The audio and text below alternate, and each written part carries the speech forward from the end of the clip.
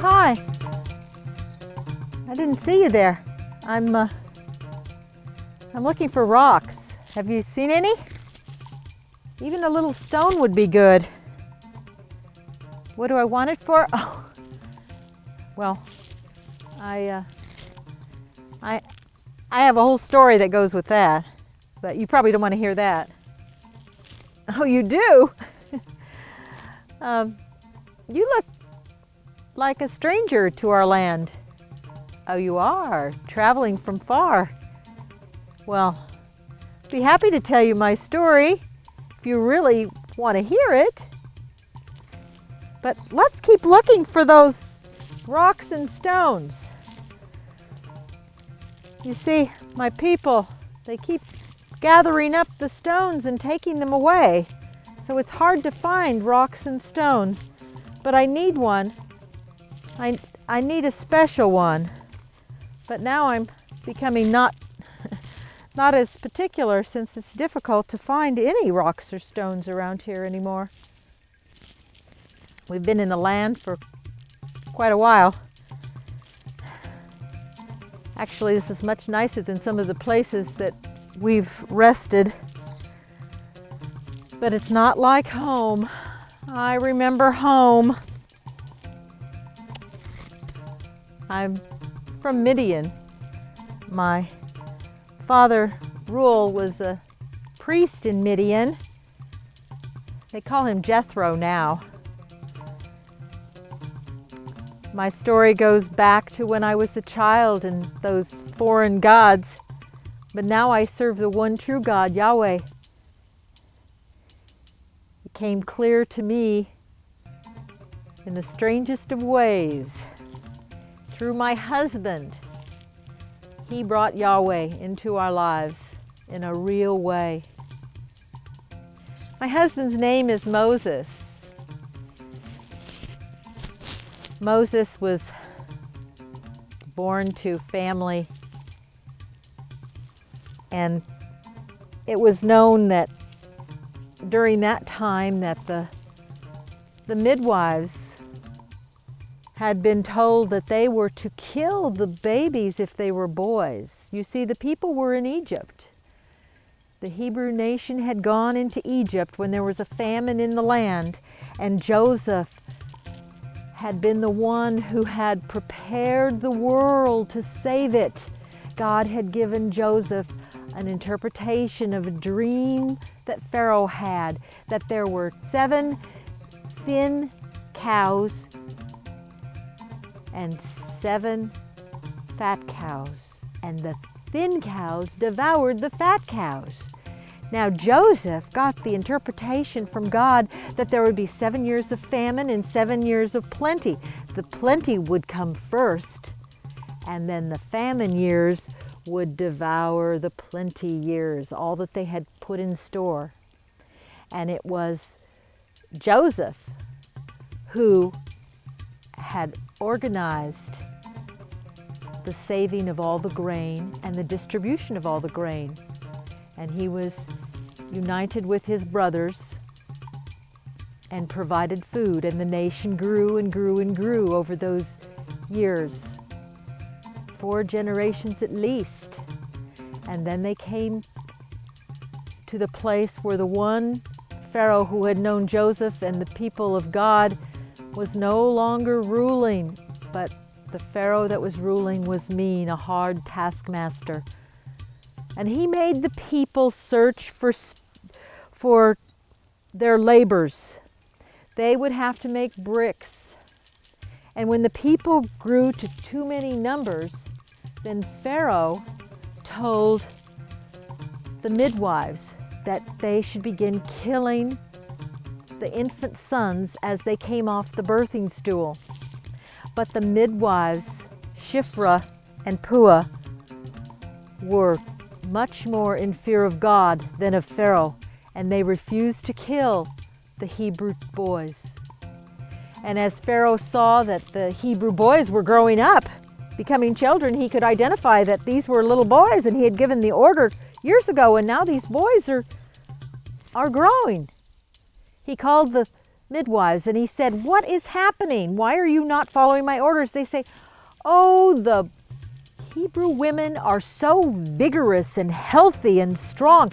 They're not like Egyptian women.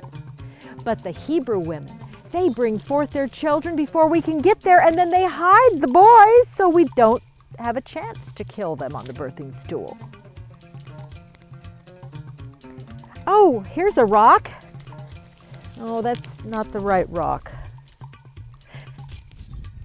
And so the women, the women would kill no children. Then Pharaoh decided, well, here's what we'll do. We'll make an order that every mother that bears a son of the Hebrew nation will have to throw that son in the river to drown and die. So it was about that time that my mother-in-law, Jochebed, brought forth her third-born child. We call him Moses. But she held him to her. She saw he was a beautiful child, a child who was favored of God, and she did not take him to the river and throw him in the Nile to drown. She kept him with her. She hid him away in the stable, so the sounds of the infant were masked by the sounds of the animals. But when he was 3 months old, his cries could no longer be masked. His sounds were happy, joyful, unlike animals. And so she made a little ark. She covered it with pitch and asphalt, making it watertight. And she laid a special Hebrew prayer shawl in it. And she laid Moses in it and covered him. She took him down to the Nile. And Moses' older sister, Miriam, went down with her. And Miriam watched as Jochebed, who was so sorry to let her child go, as Jochebed wept on her way home. And Miriam continued to watch and to keep look out after her brother. And it was that as the little ark made its way along the banks of the Nile, for the river was not in the overflow stage, but it was at the perfect stage. The bulrushes were at the side, and the little ark found its way between the bulrushes and made its way right to where Pharaoh's daughter came down to bathe. She came with all of her handmaidens, and then she spotted the ark. She heard the baby cry, and she commanded her handmaids to bring her the ark, but they refused to.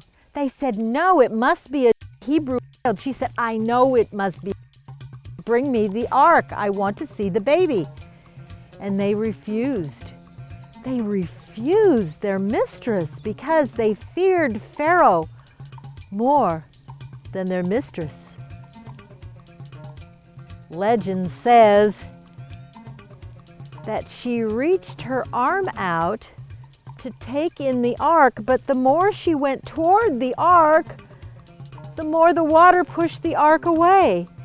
And legend says that a miracle happened and that her arms extended out beyond all normal limitations and captured the ark and brought them in. Then she lifted the blanket and she could tell it was a Hebrew child, a boy by birth. That didn't dissuade her. She said, I will keep him as my son. He will be the son of Pharaoh's daughter. He will be raised in the palace. He will be educated like an Egyptian. The handmaidens were horrified. But just then, Miriam, Moses' sister, came running out with all the innocence of a young girl and said, "Oh, you found a baby! How wonderful!" And then Pharaoh's daughter took notice of the girl. And the girl said, "Do you need someone to nurse the child? For I know a Hebrew woman who has borne a child, but has no child to nurse." Pharaoh's daughter said, "Yes, bring me the woman." And so Miriam went home and she told her mother what had happened. And her mother came running. And she stood and offered herself to Pharaoh's daughter. And Pharaoh's daughter said, "I will pay you well. You take the child to your home, you nurse the child, you bring the child to me several times a day so that I may visit with the child and love the child. When the child is weaned, your wages will stop. You will bring him to me and I will continue to be his mother." And so it was for those years, for those several years, that Moses was in the home. Moses was treated as a Jewish child. Moses knew the heritage of the Jews. He considered them his brethren. And even though Pharaoh's daughter was good to Moses and he received the training and the palace benefits, Pharaoh did not have a draw upon Moses. And one day Moses went out. When he was 40 years old, he went to see how it was going with his brethren. And they were working hard, and he saw the taskmaster of the Pharaoh beating on his brethren and making them work even harder. And when no one was looking, he went to that mean man and he could not reason with him. And in a fight, the man was killed. So Moses took the body and hid it in the sand. The next day he went out again to see how it fared with his brethren. And he saw two of the Hebrews fighting with one another. And the one who was mistreating the other was the one who was in wrong. And Moses said to him, "Why are you doing this?" And he said, "Why are you talking to me? You going to kill me like you killed the Egyptian taskmaster?" Then Moses thought, "Oh, if it's known by these people, how long will it be before Pharaoh gets word of it? And if Pharaoh knows I've killed his taskmaster, he will kill me." So Moses said goodbye to his Egyptian mother, and he ran into the wilderness. He took flight. He went to Midian, where I was. The 7 of us sisters tended the flocks of our father. We were shepherdesses. And as was the custom, at a particular time of day, we went to water the flocks. But always there were shepherds who would restrain us, that they would get the water first. And sometimes there was never enough for our flocks. But they were stronger and meaner, and we had no way to overcome them. But this day, the 7 of us were waiting at the well until the men would come and remove the stone, because it was too heavy for us. But Moses came. He removed the stone. And when the men came and asked what he was doing, he defended us. He filled the troughs with water, enough for all of our flocks. We watered our flocks. We were rejoicing that we had such favor from this man, a foreign Egyptian at that, one who wore royal Egyptian garments. And so when we returned home early, our father, Jethro, said, "What are you doing back so soon?" And we told him how the man had come to our rescue, had removed the stone, had filled the troughs, and had defended us before the other shepherds. And Father said, "Well, where is the man?" And we said, "Well, we left him at the well." Oh, Father was horrified. He knew the customs of the land were for hospitality. We should have invited him home with us. So he sent us back to get Moses. We brought him home, and it pleased him that he should dwell with us, not just for that evening for dinner, but he stayed a good month. And then Father was pleased to give him a wife and have him stay and work the flocks with us. I was the wife that was chosen to be given to Moses. I bore him his firstborn son, Gershom. Gershom, the name referring to being a stranger, to being an alien in the land. Moses continued to keep the flocks, and one day he was on the side of a hill and he saw a curious sight. A bush that was burning, but it wasn't consumed. It just continued to burn and burn and burn. As he approached it, looking intently at it, he heard a voice say, "Moses, Moses." And he said, I'm here.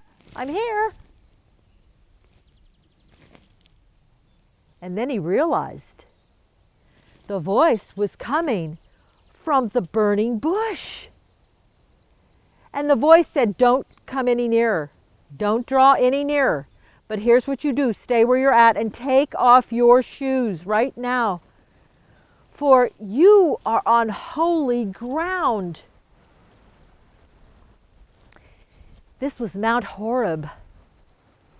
And out of the burning bush came words to Moses.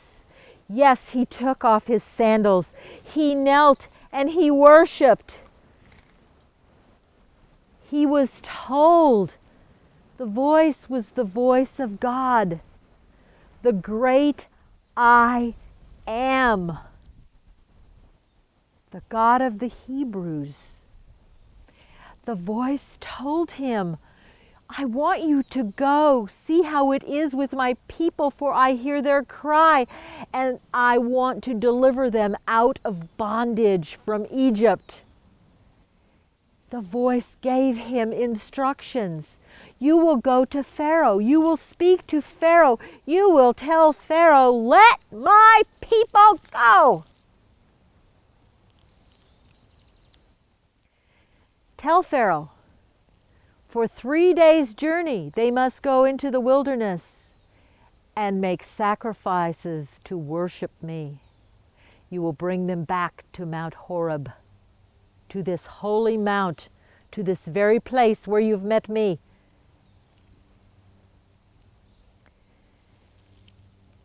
Then the voice also told how many things would befall the Egyptians, how they would have to be persuaded to let the people go, how Moses would become as God in speaking.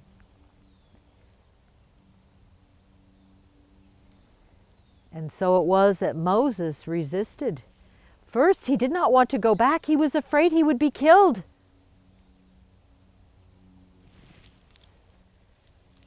And so Moses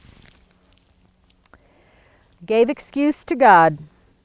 He resisted God. He said, no, I can't speak well. I don't have skills to talk the way you need me to talk. I don't think I could tell the story the way you want it told. I don't think I have any power with Pharaoh because, well, I'm just not part of that community anymore. God wouldn't take any excuse Moses gave. God said, I'll give you someone to be your voice. Your brother Aaron, you remember him, your older brother? I will have him come meet you on this mountain, and he will be your voice. You will be to him like God, giving him the words, and he will speak the words to Pharaoh. And it shall come to pass, I will bring upon them plague after plague until they finally let my people go. So right then, God told Moses of the 10 plagues that would befall the Egyptians if they did not surrender to the will of God. Moses went back to Father, and he told him, I need to go see my people in Egypt. And Father said, let it be well with you. And so Moses put me and my 2 sons on donkeys and began to make the journey toward Egypt. Along the way, a strange thing happened. God appeared and began to fight with Moses. Moses was losing. It was as if God would kill him. And God made known the problem. Moses had not completed circumcision on our sons. A direct disobedience. He could not take our sons into the Hebrew community without them being circumcised. They must be circumcised. Moses would not do it. I picked up a stone, a sharp stone. I went to my son. I cut off his foreskin. I took it, I threw it on the feet of Moses. By putting it on his feet, it's as if he had done it, as if he had completed the task. God relented and left Moses alone. I'd stepped in where Moses had refused to fulfill the will of God, but now, to me, Moses was a bridegroom of blood. It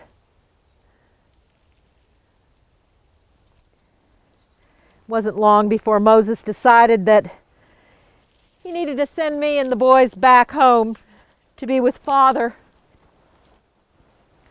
And so we returned to Jethro, and Moses went on with Aaron to Egypt. In Egypt, Aaron gathered together the elders of the tribes and told the stories, and then performed the signs that God had done with Moses on the mountain. There was the rod of God that God said, you'll take this rod with you. You cast down the rod, it becomes a serpent. You pick up the rod, it becomes a staff once again. And when Moses and Aaron did the signs before the people with all the words of God, the people believed. And the elders supported what Moses was going to do.